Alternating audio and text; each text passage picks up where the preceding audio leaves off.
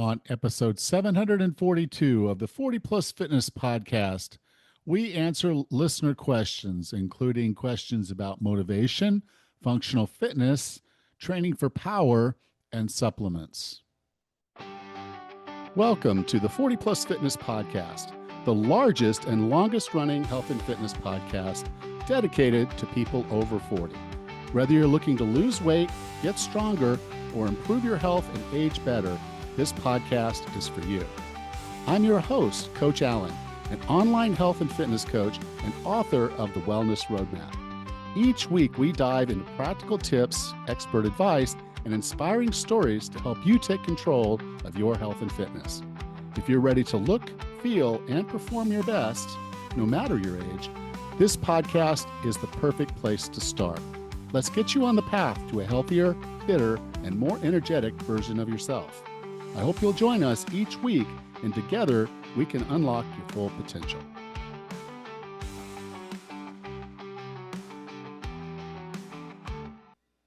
Hello, and welcome to another episode of the 40 Plus Fitness Podcast. I'm really glad you're here. Not much to report on my side except a little bit of good news. I did go see my doctor, my urologist, and we got the pathology test back, and it appears they did get all of the cancer with the surgery that I went through. So now basically I've set up a follow-up schedule to talk to the right people at the right time, and we'll just be monitoring things as we go. But it was pretty nice to get the all clear, at least as all clear as we can be this early in my journey here. But and thank you to everybody who reached out. I really do appreciate that. It meant the world to me. So today we're going to get into your Q&A, your questions and my answers. I sent out a message for folks to submit their questions, and you guys came through. I really appreciate it. So I'm going to start and jump into these. The first one is from Kimberly Smith, and she writes, "What is your best piece of advice for a husband and wife in their 50s to motivate each other to become healthy and lose weight together?" Okay, I'm going to start this with every relationship is a little different. Some couples can go to the gym together. Some couples can even train together. My wife and I, probably not. She doesn't mind me writing some of her programming. She just doesn't want me there when she's doing it. And so, even with the way we eat, we don't eat the same way all the time. There are times that she's eaten more like me than not. And she usually likes the way she feels when she's doing it. But she's also got her preferences, the things she really likes to eat. And so often we're diverging from what we're having. But we do generally both care deeply about each other. And so we don't do anything to sabotage each other. I think that's the first key thing, is to make sure your needs and wants are communicated, and to make sure that we're not sabotaging each other. So if you're bringing snacks home when the husband's trying to lose weight, or vice versa, obviously not a good scene. So we got to have the right conversations on the front end, and then just based on how you know yourself and them and your relationship, you'll make some decisions. Now, there are a few things that I think we should do as you start looking at how we can hold each other accountable, how we can keep each other motivated, and whatnot. I think the first thing is to decide what your shared meals are going to look like. Often, I love to get out on the grill. I live in a place where I can do that all year round. But my wife doesn't always want to eat the things that I eat, but she doesn't mind me grilling something for her. And then things she wants, she may make. So neither one of us does all of the cooking. It is basically shared in my household. But from that perspective, I cook what she wants when she wants it. She cooks what I want, but we try to do it in a way where we're not overburdening each other with requirements. So, but you got to figure out what it looks like. Are you going to eat the same things or not? Are you going to make sure that it's modular so that you can both be taking care of each other? Or if there is one primary cooker, that it's not like overburdensome that they're cooking 2-3 different kinds of meals at each meal. The second is to decide what good sleep is like. And I think this is where a lot of people kind of have a disconnect. What room temperature, what bedtime do you want to have, and will there be a television in the room? Those are all shared decisions. And it's because, again, if you don't get good sleep, it's really hard to control yourself when you get tired, when you're fatigued. And so not having a good night's sleep often leads people to eating poorly and not wanting to work out in the morning. So setting some general rules, talking about how you want to do this. For a good long time in our relationship, my wife and I didn't necessarily agree to the room temperature. We've kind of come on to both favoring where we're at right now. So it's worked well for us. I tend to be asleep before my wife does. She tends to wake up before I do most mornings. And I don't want a television in our bedroom, and she's agreed that we won't have a television in our bedroom, except maybe like if she's sick, we'll move one in there. But in a general sense, no television in the bedroom. She does look at her phone. I've told her that's probably not in her best interest, but it's her, it's not me. I let that slide. But when she starts talking about not sleeping well, I do mention that phone every single time. So I'm not afraid to do that. And then you want to set goals, okay? And this is really important.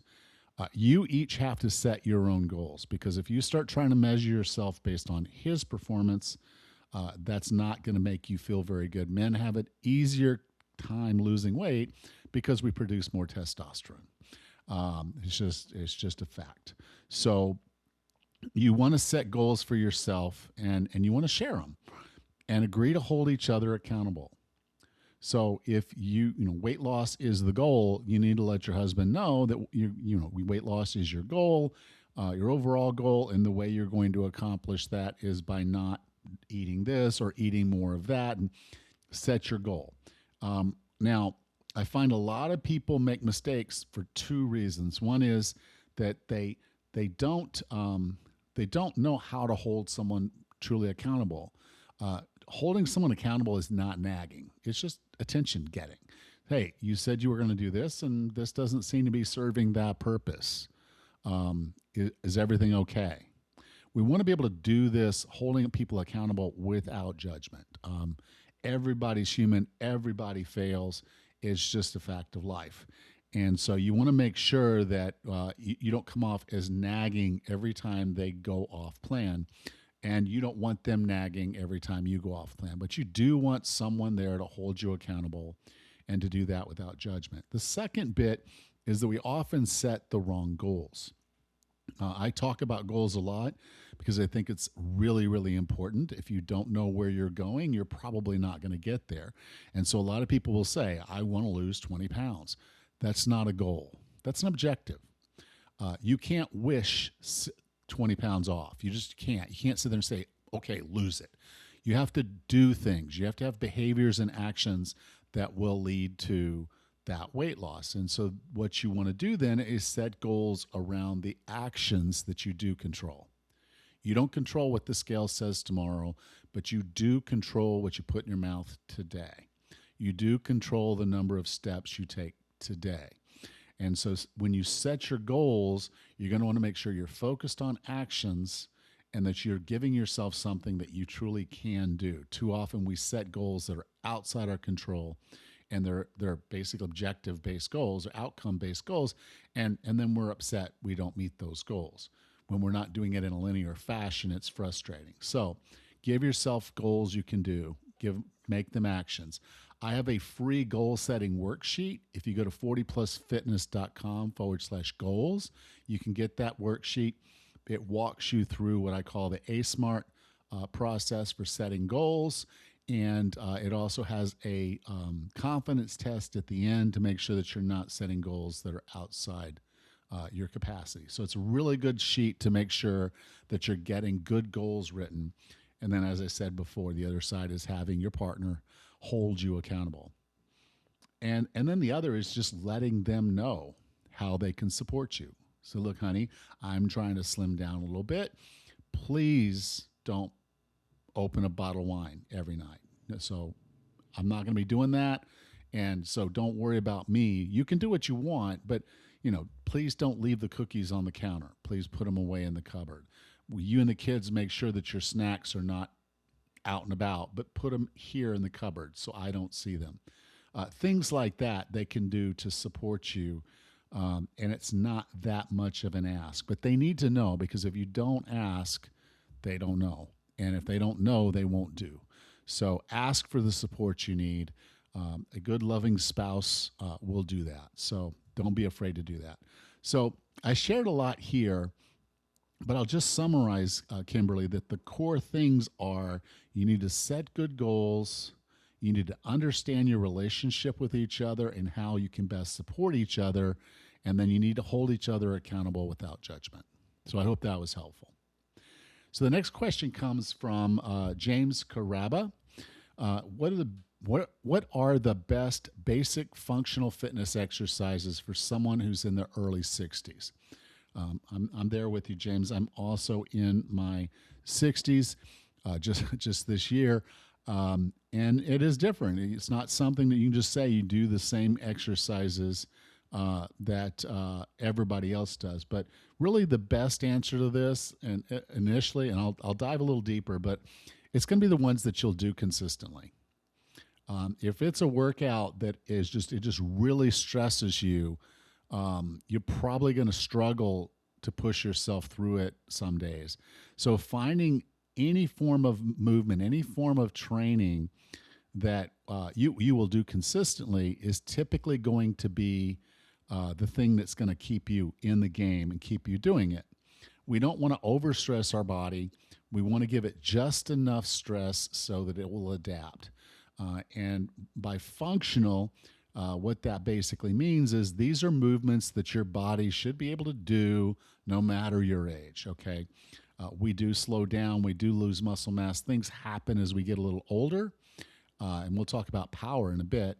But there are our basic core movement patterns, things that we want to be able to do. So here are the things that you should consider. You want to be able to squat properly. You want to be able to hip hinge properly. You want to be able to push, pull, carry. You need stamina, and you need to be able to get up off the floor. So these are movements that you can incorporate into a workout. Make sure that you're squatting regularly. You can do a good hip hinge so you protect your back, particularly when you're picking things up off the floor, like a deadlift. I don't like to coach deadlifts online, but if you can get good form to do some good hinge movements, that's going to be valuable. We need to be able to push a certain amount of weight away from us, and we need to be able to pull a certain amount of weight to us. If it's body weight, that's excellent. If you can do a pull-up, do pull-ups. If you can push up, do push-ups. Those are great exercises for moving your human body and require almost no equipment. You want to be able to carry things. Children get heavy as they get older. And if you want to be able to carry your grandchildren around, you want to be able to carry the things that you're going to need, and you don't want to have to hire a porter every time. You want to be able to carry the things that you need to be able to carry. And then stamina is really important, because if you're not getting good movement, you're not moving enough, you're not able to move long enough, that fatigue keeps you from doing a lot of the things that we really enjoy in life. So you go to the zoo with your grandkids, they're running around. Are you just going to have to go sit on the bench and let them do their thing and not witness it, not be a part of it, and then be asking them how it was when it's over? And the answer for most people is like, no, that's not what I want. So building some stamina so you can keep up with the things in your life that you need to keep up with is important. And then up off the floor. I think we were all of the age where we saw the commercials many years ago. I fell and I can't get up. The woman or man is laying on the floor, particularly maybe in the bathroom, and they're stuck. And that happens a lot more than most people would want to acknowledge. They fall, and then they really don't have the capacity to get themselves back up off the floor. And it can be hours, if not days, before someone comes along and finds them. So it can be life-threatening if you fall and cannot get back up. So I strongly encourage people to get on the floor, get back up, do it different ways, practice it different ways. My favorite get up off the floor exercise is the Turkish get up. It is a complex movement. It takes a lot of time, but it works so much. It works balance, it works strength. And if you can do a Turkish get up, you'll never have a problem getting up off the floor. So those are the core things that I would say. And then outside of that, the only other thing that we want to focus on is the fact that most of our movement is forward. We are always walking forward, moving forward. Most of the exercises, even the exercises I mentioned, are forward pushing exercises. And that's not typically where people have the balance problems and things like that. It's side to side and backwards. So I would encourage you to incorporate some side to side movement, some movements backwards, getting on a treadmill and having it at a slower speed and being able to walk backwards for a little bit will work the muscles differently, and it'll help with your balance. Moving side to side, critical. Most people that fall sideways break a hip, and that's where the downtrodden of all this goes. If you break a hip, you're in big trouble. So to avoid that, we want to be able to make sure we keep our strides open and we can move side to side. There's different ways to do this. You can utilize a kitchen counter and just side shuttle side to side instead of turning and walking to the, like say you're putting dishes away. Instead of turning and walking to the cabinet and turning again, just shuffle sideways. Use the counter for balance a little bit if you need to, but those side to side movements and backward movements are going to really help improve your overall movement, your overall stride, your overall gait. And when those are kept at a good clip and you have good balance about it, this is going to keep you moving the right way and keep you upright and not falling nearly as much as you would otherwise. So those are the core ones that I would spend time focusing on. They don't all have to be a part of a workout. They can be things that you just incorporate into your day. Some people will do a few things in the morning and then they'll have their workout. They'll do a few things in the afternoon.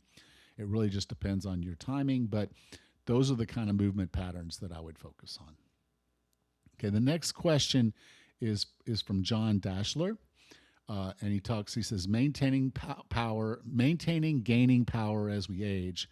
Why do we need it, and how to get it? Okay, this is one of my favorite questions to get, because so often as we get older, power leaves us because we don't train it at all. And I think before we get too deep into how to train power, or even why we need power, I want to take a minute to define what power is. Okay. Now, we all know strength is how much you can lift. So the grandbaby weighs 50 pounds, big grandbaby, you have the strength to lift that grandchild. Okay, that's good. And then there's speed, which is how fast you can go with anything. So, when you're sprinting, when you're walking, when you're doing anything, there's a speed component to what you can do.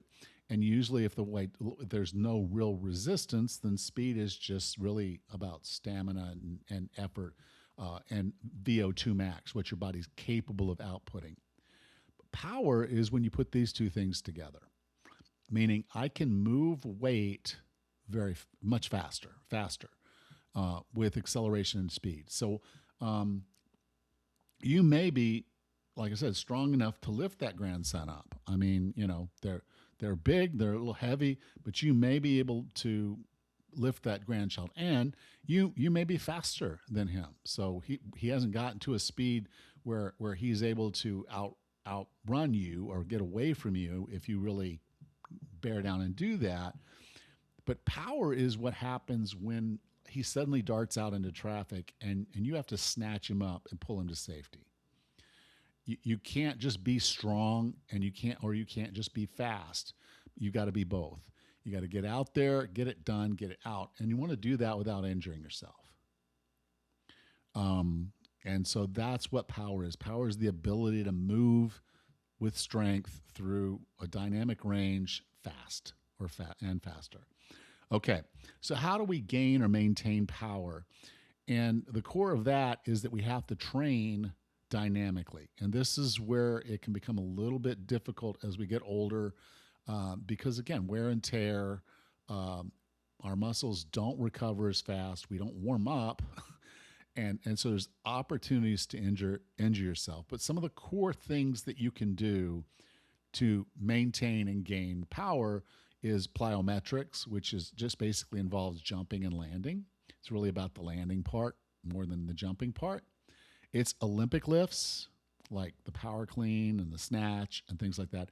It's doing things like sled work. So you've probably seen some of these videos where someone will have a loaded sled and they're trying to run it through the space very quickly, push it very quickly. And then some kettlebell movements are actually power movements. So like the kettlebell swing and some of those, and the kettlebell snatch. Those are power movements more so than strength movements. So you want to be able to do these things, and when you're doing them, you're basically building power. And you'll notice some things. Like I said, plyometrics is about the landing more than the jump. And Olympic lifts, you may notice they get the bar up and then they basically just drop it. There's very little effort to slow that down. In sled work, again, they're go, and then there's no real release. And then most kettlebell movements are kind of the same thing. You swing the kettlebell up, your arms are basically just an attachment at this point. You're not using them, and then you just let the kettlebell fall back to position for maybe the next one. So power is built during concentric portion of that. So when we say concentric, we're talking about when a muscle is getting smaller, when it's getting tighter, when it's basically doing some work there to move something against gravity. And again, with power, we're trying to do that quickly. Now, strength is typically built from the eccentric portion, so the going down slow. So typically, like if I'm going to do a squat, I try to get a little bit of power into the concentric version of the lift. So I go up relatively quickly, and then I slow down on the eccentric, and that's where I'm building strength.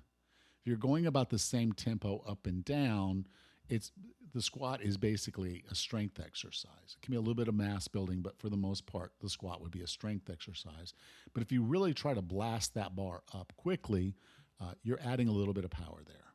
Not necessarily like plyometrics, but it is a little bit more of a power move. So you want to be thinking about how jumping and moving something fast, and then you can just let it lower quickly if you want. You're focused on power.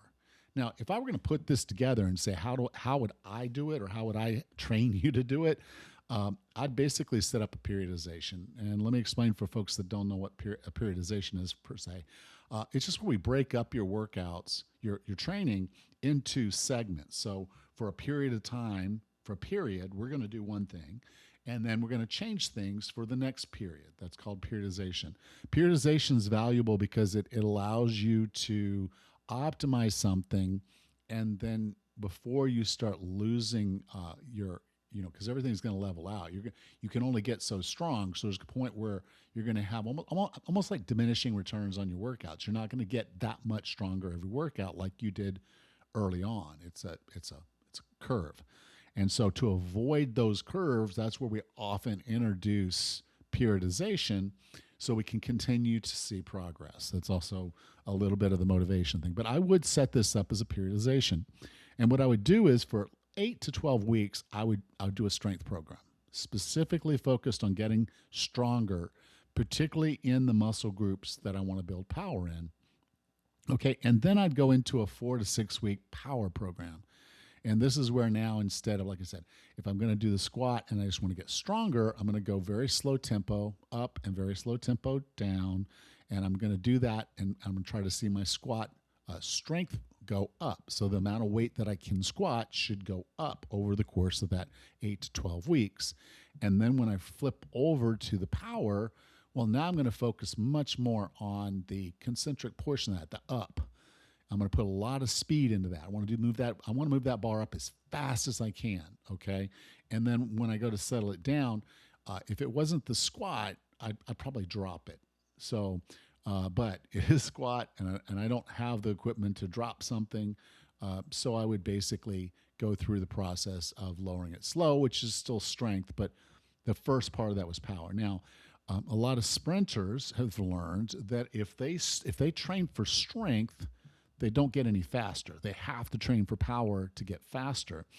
And one of the ways that they'll do that is they will literally take a hex bar, which is it's like a normal bar, except now there's a hole, and they make a diamond in the middle to connect the two sides, and you can stand inside of that diamond, and they'll do deadlifts with a very powerful, almost including a jump deadlift with the hex bar, and then they just release the bar at the top and let it drop. Now, don't do this in a standard commercial gym.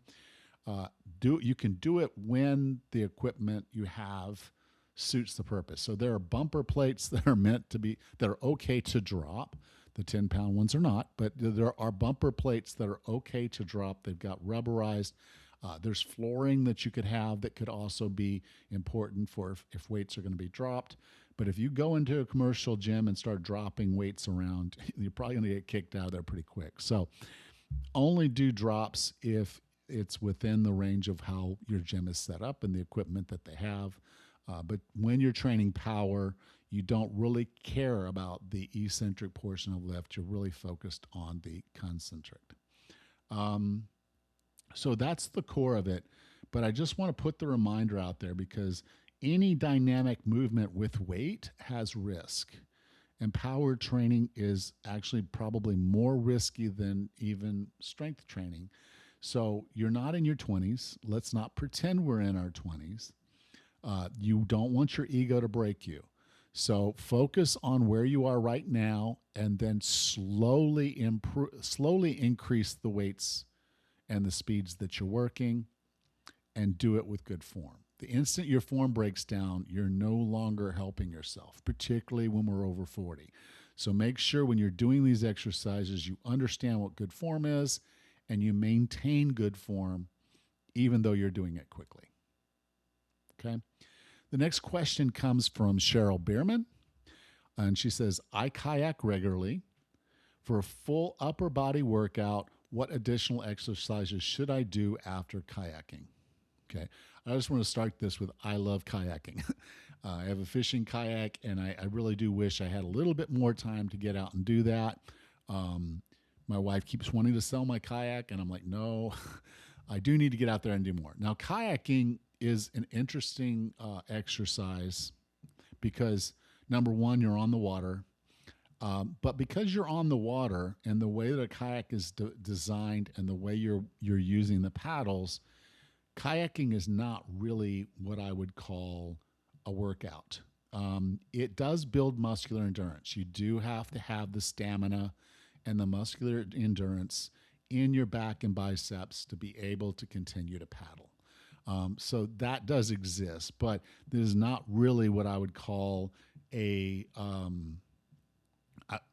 for the most part, stamina. I wouldn't call this a strength workout where you're building strength, and it's definitely not a power workout because, again, as you go, there's not that much resistance against you when you really break it down.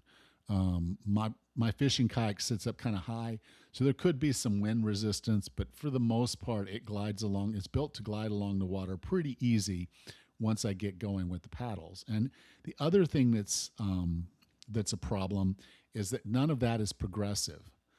In fact, as you get more skilled at paddling and you have smoother strokes, you actually reduce the effort to paddle. And so it's not progressive, it's actually the opposite.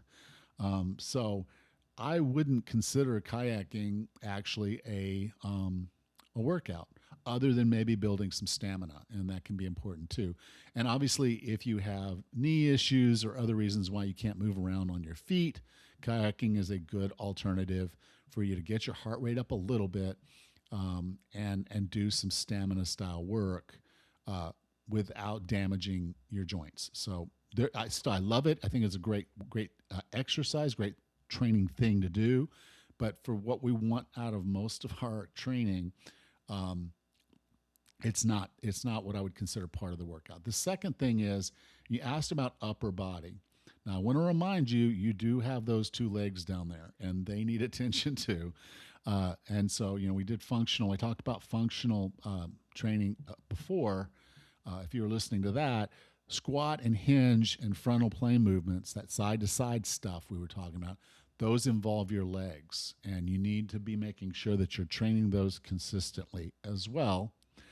And then for the upper body, okay, I'll stick to that for the rest of this, is okay, you need a full strength workout, and that would have the push, pull, and carries, those types of things. I'd be doing that at least twice a week, okay? And I would do this on days I wasn't kayaking. So if I'm going to work out, for example, I do resistance training 5 days a week, Monday through Friday. And I would say, okay, upper body makes up 4 of those 5 days. I do one session of legs each week. My legs are very responsive to training, and they also take a long time to recover. My upper body recovers much faster, so I'm doing 2 back sessions and 2 chest, so basically 2 pull days and 2 push days, and then 1 leg day in the week. Saturdays and Sundays are the days that I don't do resistance training, and that's where I would do most of my stamina work. And if I'm going to get in a kayak, that would be the days I would do more of that. You can shift this around how you want to.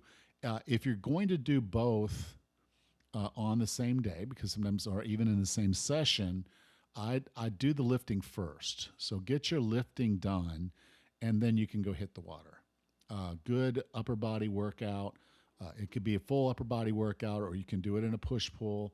But getting a good, solid resistance training workout first means you're bringing all of your energy to that workout. And then because, again, the kayak is more about stamina, if you are a little fatigued before you get on the water, all the better. That's what we're trying to train is our body's ability to fatigue later. And so getting on the water after is not going to be much of a problem, and actually probably won't affect your recovery for the resistance training all that much. So those are the key things I'd say about the kayak. I do love the kayak, but I think you need a full resistance program in addition to just kayaking. Okay, and then I think this is the last question. Yeah, Steve Minnick has the question. If we look at the big rocks, medium rocks, and small rocks, where does supplementation fit in there? And how much of a difference can it make? Can it or does it make? When I say supplementation, not only vitamins, but minerals and hormones. The second part would be, what is the best way to understand what an individual needs to supplement and how much? Okay, so when Steve's talking about the various rock sizes, he's talking about how important this is to move the needle for you in your health and fitness. So the big rocks are the ones that are going to be the big movers, the easy, the low-hanging fruit, the things. When you do that, you're going to see pretty drastic changes. As the rocks get smaller, you move more and more to a point where those little bits and things don't mean that much. So in the beginning, we have to focus on the big rocks and basically ignore the little rocks, because they're not going to help us as much. And if you focus all of your early attention on little rocks, you're just not going to see the progress that you should. So that's what he's talking about, is just focusing on what's most important.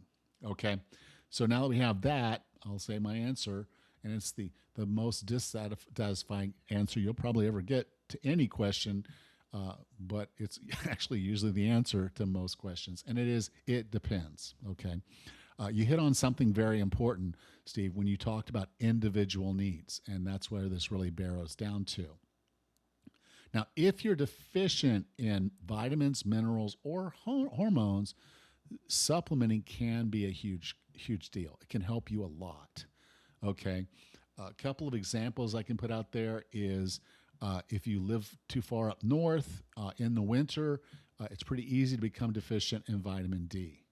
You need sunlight for the most part. Some people do supplement with vitamin D, but in a general sense, if you're not supplementing, it's very hard to get vitamin D from your food. If you don't eat meat or eggs, it's really hard to get B12.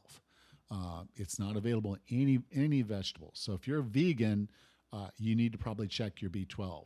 And if you are deficient, then that's where you're going to want to supplement. From a minerals perspective, the most likely minerals that you might be deficient in are magnesium, zinc, and iodine. Okay, a lot of people will get the Morton salt and it's iodized, and that's because, again, for a period of time, a lot of Americans were not getting enough. If you have high blood pressure and your doctor tells you not to salt your food, well, again, you might be in a situation. And if you don't eat seafood, you might be in a situation where you're not getting the iodine. Magnesium and zinc are there. It's not that they're hard to get from food. It's just the quantities we need often make it difficult for us to get all that we need from our food alone. So those are common. Now, with regards to hormones, typically we see thyroid and sex hormones as being the core ones. And by sex hormones, I mean testosterone and estrogen. You could probably throw progesterone in there, but in a general sense, testosterone and estrogen are two big ones that you're most likely to supplement with if you're low. And then for some folks that are insulin resistant, which is not really a deficiency, but in a real sense, it's the similar outcome. You don't have enough insulin because your body is not using insulin efficiently, so effectively you don't have enough.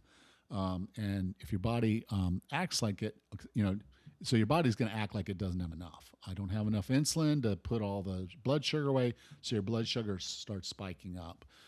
And now you have a problem. Type 1 diabetics don't make insulin, so they are technically, I guess you would call them deficient. They have to supplement with they do have to supplement with insulin, or they don't live long. So what you want to make sure you're doing is, again, these are all areas where you'll start to notice some symptoms, and we can talk a little bit about that in a minute. But I want to give you an example, and it's kind of an odd example, but there's a few of us out there. My sodium runs very low.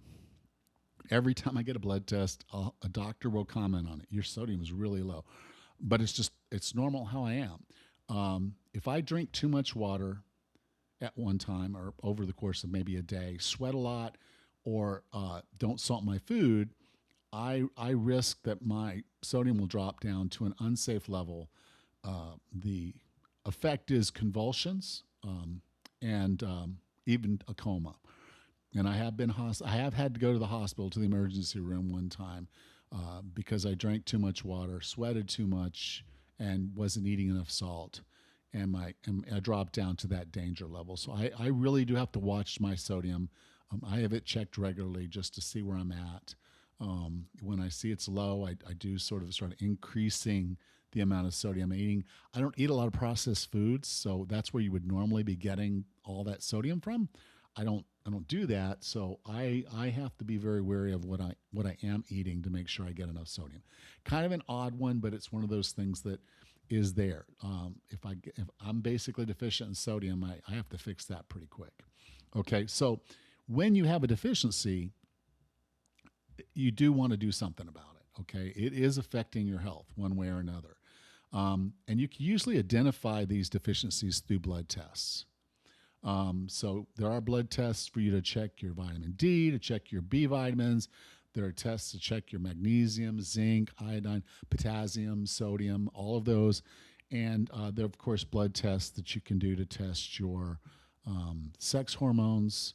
And you can even do some tests to test your insulin levels. If they're super high, but your blood sugar is still high, that would be an indication that you are insulin resistant.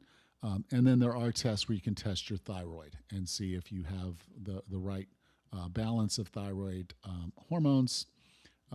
There's 3 or 4 different tests that you should take if you suspect that there's some thyroid problems. But you just want to do, for the most part, blood tests and other labs will give you the information to know what you're deficient on.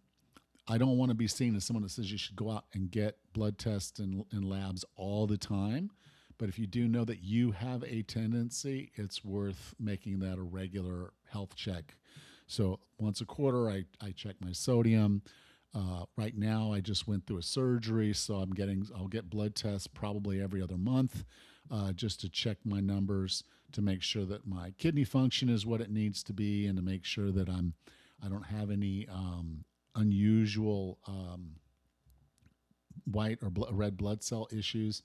So I'm going to be checking those things on a pretty regular basis because I know there's an issue. But otherwise, if you're healthy, you're not fatigued, you don't have any problems, that's probably not necessary. So the final bit I want to get into here is now, you don't always have to have a test to know that you probably should supplement. And there's a few simple cases where that's the case. Obviously, like I mentioned before, if you're vegan and you don't eat much meat or eggs, you probably want to have your B12 checked, or just take some B12. It's water soluble. It's not dangerous. If you live north of I-20 in the United States or anywhere in Canada, in the winter you are probably vitamin D deficient. So it probably wouldn't hurt you to take some vitamin D. But here's the thing: I don't recommend doing the just in case strategy. There's people that will take a multi-mineral, multivitamin, they just take pills. They just go. And the reality is, I think you're just, in many cases, you're financing expensive urine. That's the best case. There are some things that if you get too much of it, for example, even sodium, or you get too much of the what we call oil soluble vitamins like D and A and E, those can get toxic if you get too much. And even some of the water soluble ones, if you're taking mega doses of those, they can have adverse health effects. So I'm just not a big fan of taking more. Taking them just isn't just in case. Pay attention to what your body needs and how it responds, what your recovery is. For myself, sodium, and I do a zinc and magnesium each night. It helps me sleep a lot better. And then that's about it. That's my supplements. I live in a sunny place. I'm tan most of the year. My skin gets sun. I eat meat and eggs. So for the most part, I'm able to get most of the vitamins and minerals I need directly from food. And so those are my core supplements. I do want to thank everybody who asked the question here. And I just want to say I want to do more of these. So if you'll send some questions, I have a slot in about, I think, 5 or 6 weeks. I would love to collect up some more questions and run another one of these. So if you have a question, email me, Allan coach at 40 Plus Fitness. That's coach at 40PLUSFITNESS.com. And I'll make sure that I answer your question on the next show. So again, thank you to everyone who sent the question. I hope you found this episode great. And I'll talk to you soon. Next time on the 40 Plus Fitness podcast, we ask the question, are you willing to embrace the suck? Until then, have a happy and healthy week.